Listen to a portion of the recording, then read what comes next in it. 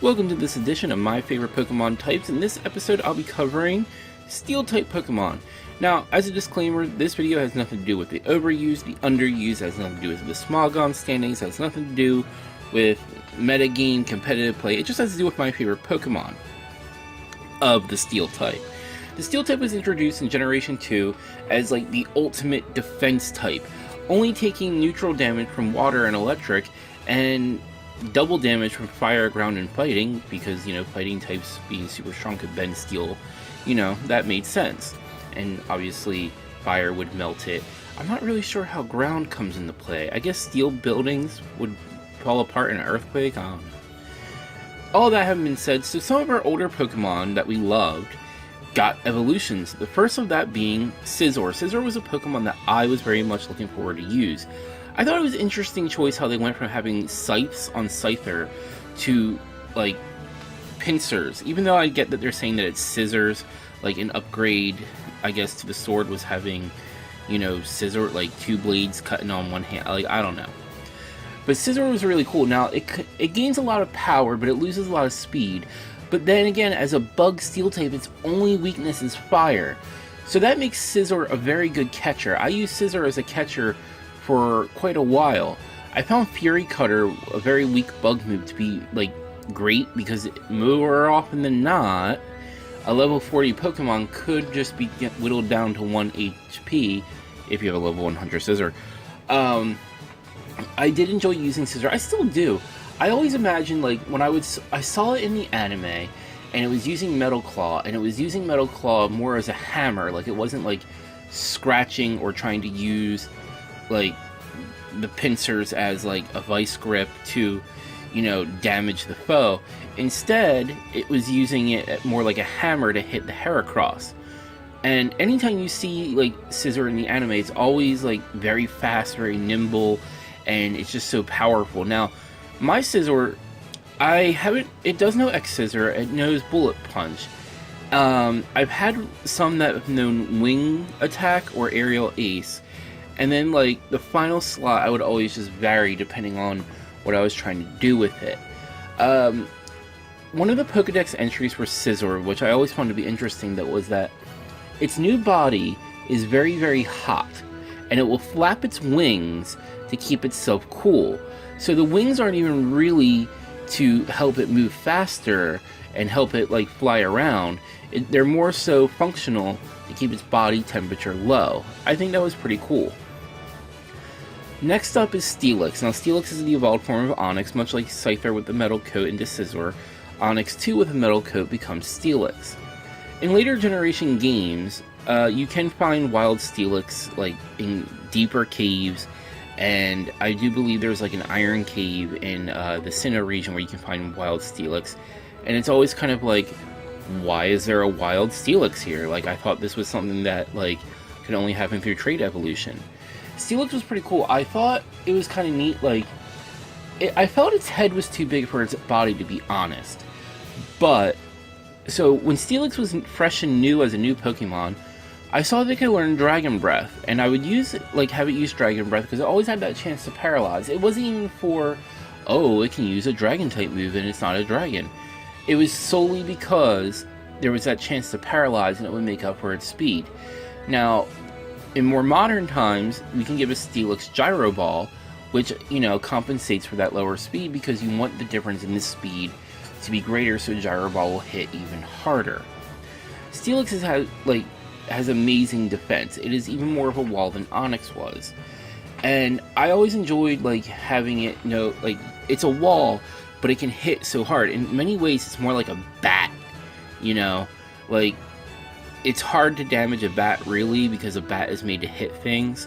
So there's that defense aspect. But Steelix, you know, hits hard with Iron Tail. You can have it learn Earthquake. I prefer Dig. I really do. I always prefer Dig. I know, oh, if your Pokemon uses Dig, they can have someone use Earthquake and it'll do double the damage. Well, things happen.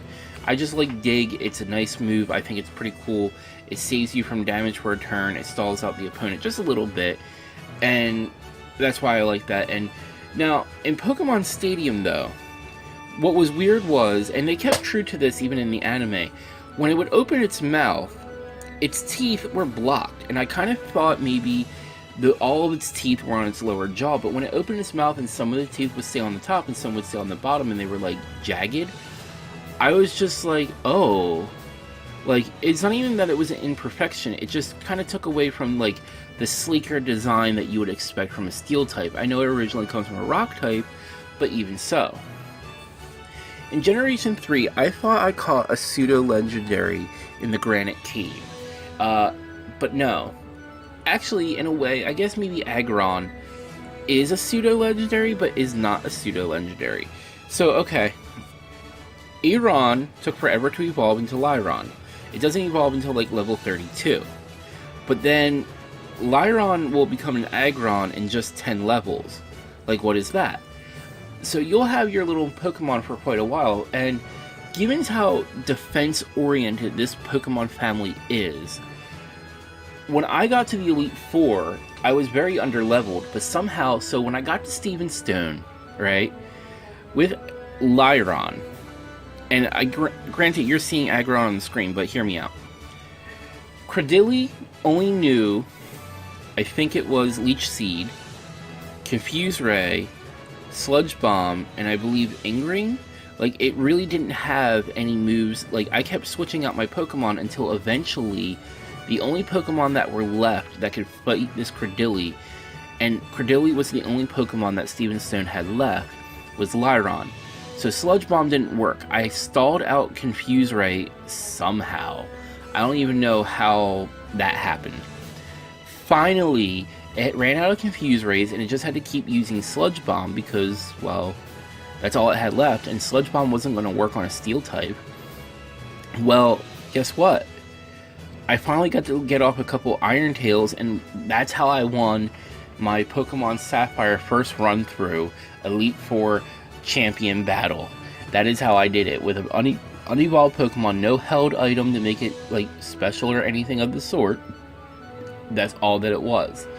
When it evolved into Agron, finally, and we went back, and, you know, because I wanted to teach Steven Stone a lesson, and we did much better because we were, like, level 70 or so, and he was still in the 50s.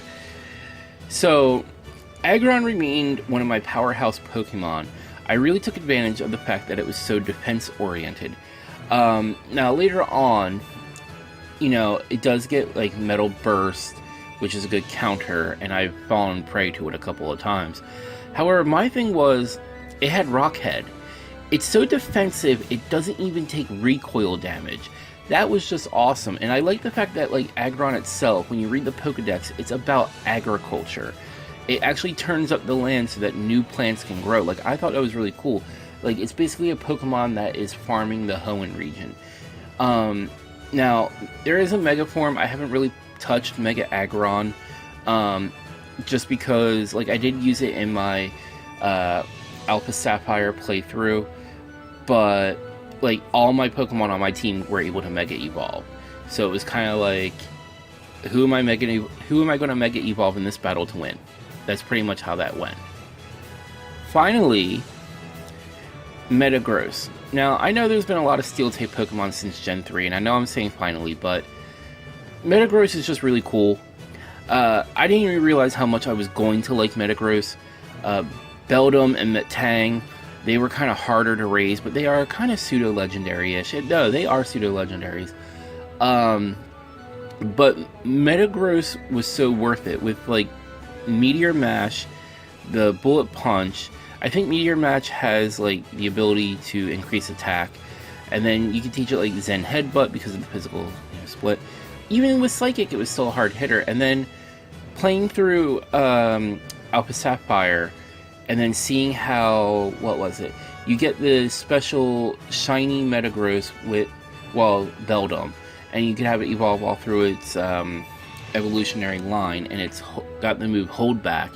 It is such an amazing catcher. Now, unfortunately, they nerfed the Steel type, so Steel Psychic, it's going to take super effective damage from Dark and Ghost, which, but it's well worth it at the end of the day, just even if it does have some more weaknesses now.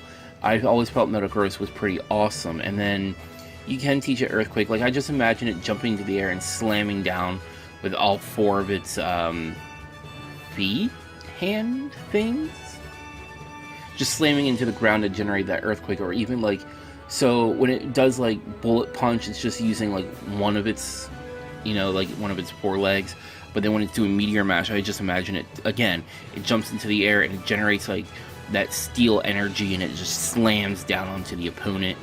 And like, I always wanted, like, when they showed it using Psychic in the anime, I liked how like the X that goes across its face would like illuminate, and you just see the psychic waves coming off of it.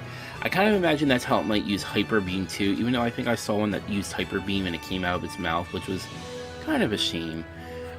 Like, I would have preferred to see an X Hyper Beam. It would have been very Giant Robot-ish. One more thing with Metagross is that I like that it was just so alien looking. Like, a lot of the Pokemon in Gen 3 had like a very sleek design to it. You could very much tell what they were going for. But with like Metagross, it was kind of like, what? Like, this thing is just so alien. Like, why? Maybe it's so alien because maybe it partners with Deoxys in some way, like design-wise, because Deoxys is an alien Pokemon. Who knows? But that's pretty much it. Thank you so much. Make sure to check out my Pokemon Sun playthrough. Make sure to give this video a like. Do subscribe and check out my other videos in the right-hand column.